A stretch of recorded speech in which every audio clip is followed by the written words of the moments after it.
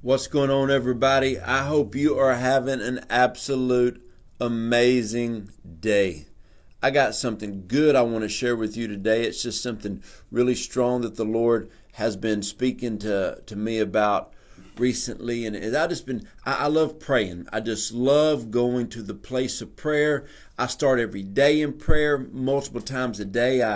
I pull away and I just spend some time with the Lord. A lot of times at night, but before I turn in for the night, I pray, and I love going to God in the place of prayer. And one thing that the God has been speaking to me, and while I'm in prayer, a lot of times I start calling out my family. I start calling out people that's a part of the Roar Church, Texarkana. I love our church family.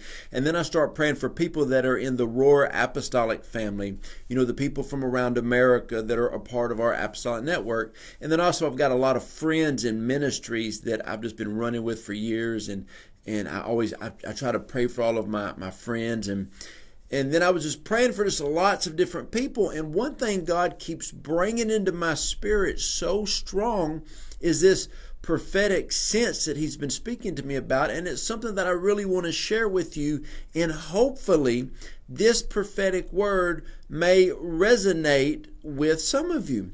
But what God was just speaking to me about was tell people that they need to come out of their cave season. They need to come out of their wilderness season. The season is over. Now, if you want to talk about caves and you want to talk about wilderness season, you got to talk about David. You got to talk about King David.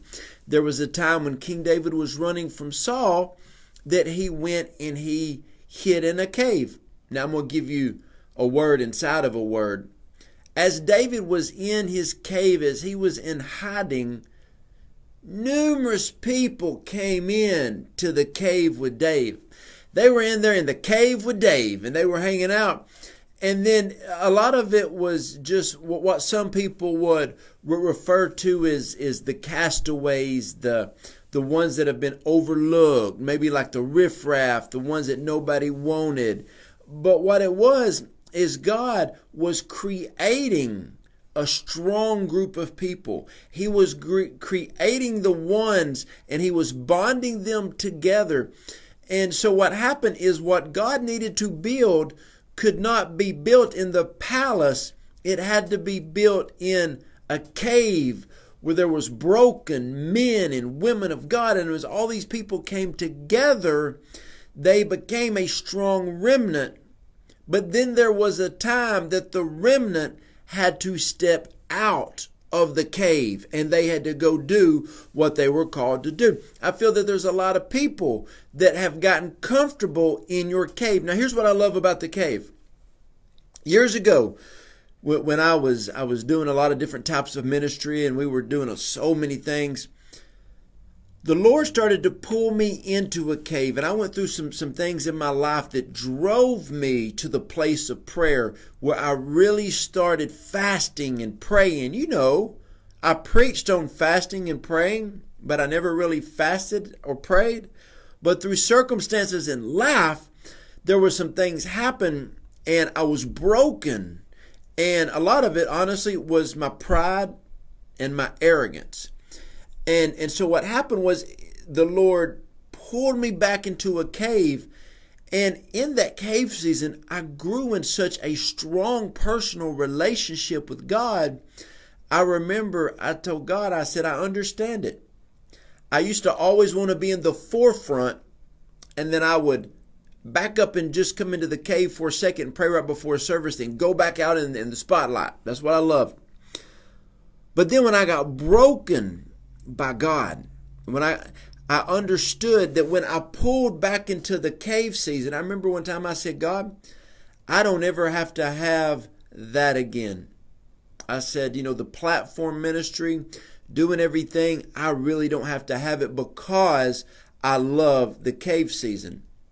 Now remember, I said, God, I know that's my calling, to preach, to write, to do videos, to do podcasts, to do YouTube, do all this. I know that's my calling, but I love the cave season. So let me explain how that has shifted. I feel like I live in a place of prayer like a cave season, but I go out to do ministry. And then as soon as I can, I pull back in. And so what you got to understand, there's a time that your cave season is over. And for a lot of you, you know the prophetic words over your life. You know your calling. You know your destiny, the ministry inside of you, the business inside of you. You know all of this. But you have pulled back so far. You have pulled so far back that you are comfortable. Now you don't want to go out. The only reason you pulled back in the cave was so God could fine tune you to be like the potter's wheel. You don't throw out the whole pot. If there's a little blemish, you put it back on. The Bible calls it a mar. And then the potter, the master potter, puts his hand upon the clay. That's what the cave is. The cave is a time of refreshing. In a cave, there's nothing around you but the cave. And actually, I have a few offices. One of my offices is called the cave. Why is it called the cave? Because there's no windows. I get in the cave, I shut the door. Sometimes I even turn off the lights and put my headset in, and I just spend that time with the Lord. It's the cave, but I go in there for a reason to come out. And so a lot of you are stuck in a cave season. But I'm telling you, a cave season is to restore you, to refuel you, so you can regain what you need in God and to hear God clearly, to spend that time for Him to refine you, to launch you back out. Now let's talk about a wilderness. David was in a wilderness. Moses was in a wilderness when God spoke to Moses and said, I've heard the cry of my people. Moses was hanging out. He was married, taking care of his father-in-law's sheep. But then all of a sudden God said, I've got to call you out of this wilderness and I've got to send you in and I need you to do some things. And he was probably comfortable, had him a good job, made a good wage, taking care of some goats and some sheep for the father-in-law and stuff. But God's calling him out.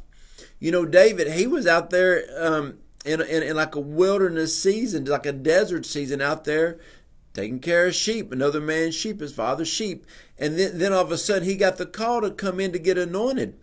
I'm telling you, some of you are out there. Once again, I'm going to give you a word inside of it. You're out in a wilderness, a desert season, but you are about to get a call from the Lord to bring you in to the greater destiny that is on the inside of you. But David couldn't be around all the other brothers, all the servants of the house. He couldn't be around everybody in the house to get the download that he needed. He had to get it out in a wilderness. He had to get it out in the desert season of his life. That's where he spent a lot of times playing on his harp, and I say his ukulele. He was out there, singing songs, learning how to throw a stone. You can't do that when you're around everybody. You're busy, you're doing stuff, you're talking, idle chatter. Well, he was out there. But God knew that it was his time, that his wilderness season was over. Moses was out there, and the Lord said, I'm going to send you back to a people that really don't like you. They're not going to accept you. But I need you to get out of complacency. I need you to get out of your comfort zone. You've got comfortable taking care of Jethro's sheep, marrying his daughter. He had him a nice tent, probably. Even had him a new camel to ride. Everything was good, but he was calling them out. So here's where I think the prophetic word needs to apply to a lot of people today. You have been pulled back by God. The Holy Spirit's pulled you back. And you may have a great, strong relationship with God right now. It may be going good. But I tell people, real ministry is just an overflow of your personal relationship with Jesus Christ. Your ministry is an overflow of what you hear Holy Spirit speaking to you. A lot of you have given up. You're tired. You're frustrated. You may think you're old. You may think you're too young. You may think you went bankrupt. You lost your business. You were divorced. Somebody said you weren't worth anything. I don't know what happened to you, but I'm going to tell you today, I got a prophetic word from you. You are coming out of that season. You are coming out of your cave season. You're coming out of your wilderness season. You're coming out of your desert season. You are coming out of those seasons because you've been working through some things. You've been thinking about some things.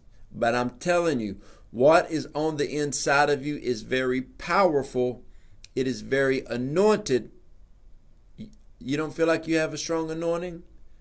I'm telling you, David was taking care of some sheep, and all of a sudden somebody said, David, there's a man that wants to see you. He went into the house, and the man was sitting there with anointing oil. You got some anointing oil waiting on you. I hope you're hearing me. I hope you understand this. This is your season. David was in a cave, and all of a sudden the remnant started coming into him. You know what the word remnant is? It actually means like a part of a garment, the fragment of what is left. God brought the remnant to him. He's like, "What? Why you want to hang out with me? I'm an outcast. I'm a misfit. The king doesn't even like me. He's trying to kill me. Why do you want to hang out with me?" Because there's gold inside of you. There's something greater on the inside of you. And I'm here to tell some people today, there's something great on the inside of you. But quit living the way that you're living, thinking the way that you're thinking, and allow God to change your mindset and to have you to move forward on the things that God has for you.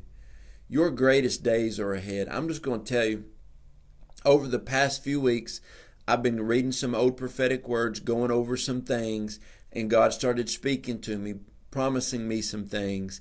And we have been in an all-out, straight-up manifestation of everything God has been speaking to us. I called my wife a while ago, and I was excited, and she was excited, and I heard her give a victory yell on one side of the phone, and I said, my love, everything God said he was going to do, we are in the midst of him doing it.